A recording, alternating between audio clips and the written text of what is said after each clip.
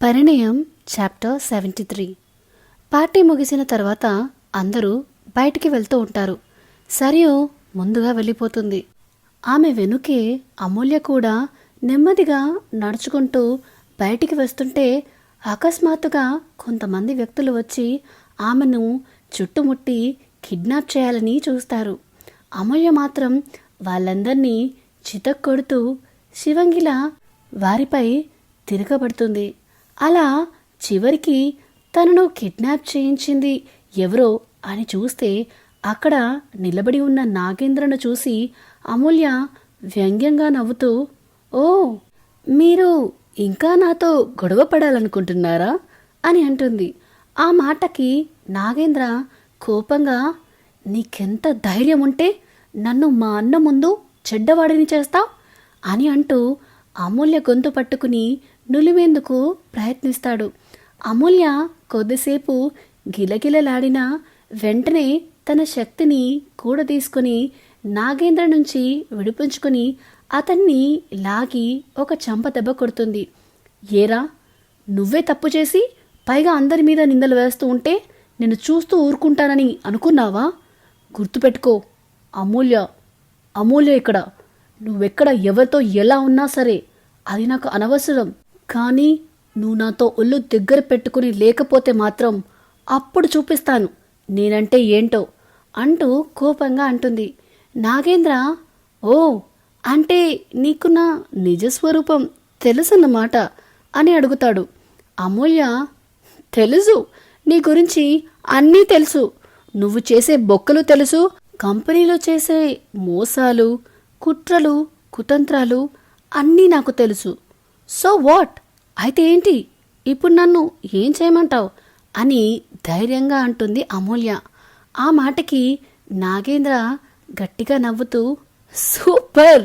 నిజంగా నీ ధైర్యాన్ని చూస్తే ముచ్చట పడకుండా ఉండలేకపోతున్నా.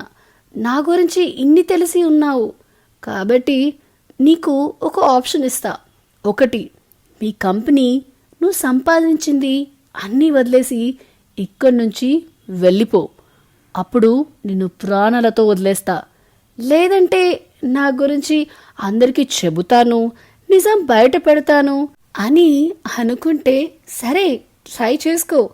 కానీ ఒక్క మాట గుర్తుపెట్టుకో, ఎవరంటే ఎవ్వరు నిన్ను నమ్మరు, నీ మాట వినరు, నిన్నసలు కన్సిడర్ కూడా చేయరు" అని పొగరుగా అంటాడు.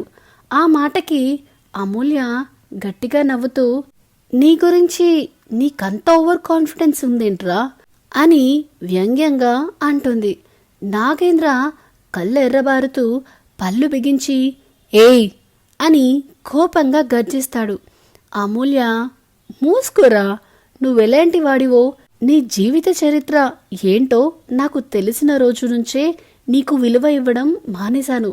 సాధారణంగా నేను పెద్దలకు గౌరవం ఇస్తాను, కానీ నీలాంటి ప్రవర్తన ఉన్నవాడికి మాత్రం అస్సలు కాదు. నా దృష్టిలో నీకసలు విలువే లేదు.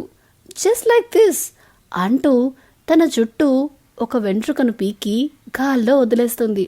నాగేంద్ర కోపంగా, "అవునా? అయితే సరే, నిరూపించు. అందరి ముందు నేను ఎలాంటి వాడినో నా నిజస్వరూపాన్ని బయటపెట్టు. నీ వల్ల అయితే చేసి చూపించు. దానికి నీకు కేవలం 1 సంవత్సరం మాత్రమే టైం ఇస్తాను.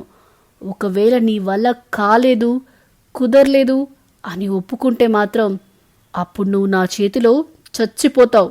ఇది మాట కాదు, వార్నింగ్" అని కోపంగా అంటాడు. ఆ మాటకి అమూల్య నవ్వుతూ, "సంవత్సరం కూడా అవసరం లేదురా. నేను ఒకసారి నీ మీద కాన్సన్ట్రేట్ చేస్తే జస్ట్ 8 నెలలు చాలు. అది కూడా ఎక్కువే. లేదంటావా? 6 నెలలు సరిపోతాయి. అంతకు మించి నా టైం నీ మీద వేస్ట్ చేయాల్సిన అవసరం లేదు. అండర్స్టాండ్" అని ధైర్యంగా అంటుంది. నాగేంద్ర కళ్ళల్లో కోపం మెరుస్తూ, "ఛాలెంజా?" అని అడుగుతాడు. అమూల్య నవ్వుతూ, "నేను ఇలాంటి వాటికి ఎప్పుడూ సిద్ధంగానే ఉంటాను. నేనుగా ఎవరి జోలికి వెళ్ళను. కానీ నా జోలికి వస్తే మాత్రం ఊరుకునేది లేదు. చూద్దాం చివరికి ఎవరు గెలుస్తారో" అని చెప్పి ధైర్యంగా అక్కడి నుంచి నడుచుకుంటూ వెళ్ళిపోతుంది. నాగేంద్ర మాత్రం కోపంతో పళ్ళు నూరుకుంటూ నిన్ను వదిలిపెట్టను అని తనలో తాను గుసగుసలాడుకుంటాడు. సో ఇదేనండి పరిణయం 73rd చాప్టర్. ఈ వీడియో కనుక మీకు నచ్చినట్టయితే please like, share and comment చేయండి. ఇలాంటి కొత్త కొత్త కథల కోసం, కొత్త కొత్త అప్డేట్స్ కోసం మన channel the novel whisperer with విన్యాని సబ్స్క్రైబ్ చేసుకోండి. Thank you, bye.